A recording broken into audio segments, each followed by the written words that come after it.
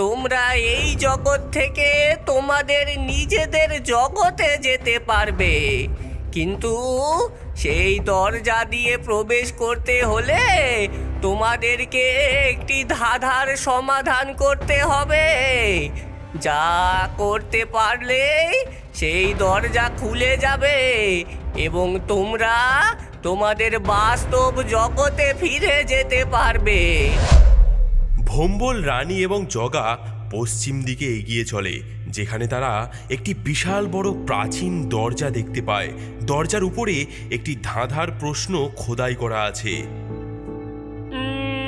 জল নই কিন্তু তৃষ্ণা মেটাই, আগুন নই কিন্তু আলো ছড়াই, বাতাস নই কিন্তু সবাই আমাকে টেনে নেয়, আমি কে?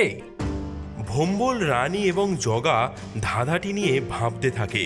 তারা চারপাশ দেখে, তাদের অভিজ্ঞতা থেকে উত্তর খুঁজে পেতে চেষ্টা করে।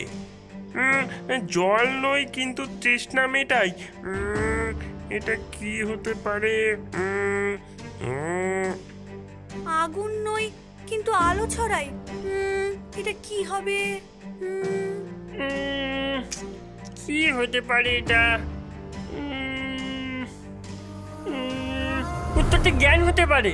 জ্ঞান পিপাসা নিবারণ করে, অজ্ঞতার অন্ধকার দূর করে এবং সবাই জ্ঞান অর্জনের জন্য ব্যাকুল হয়। হ্যাঁ, এর উত্তর এটাই হবে। হ্যাঁ, এর উত্তর হবে জ্ঞান। তাদের উত্তর দেওয়া মাত্রই প্রাচীন দরজাটি ধীরে ধীরে খুলে যায় এবং সেই দরজা দিয়ে প্রবেশ করে তারা বাস্তব জগতে ফিরে আসে।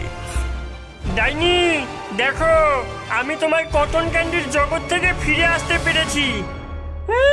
না, এটা কিভাবে সম্ভব হতে পারে? হতে পারে না। কিন্তু এটাই হয়েছে।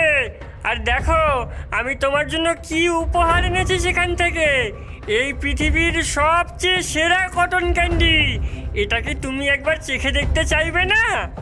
হ্যাঁ, পৃথিবীর সবচেয়ে সেরা কটন ক্যান্ডি। হ্যাঁ হ্যাঁ, আমাকে দাও, আমাকে দাও।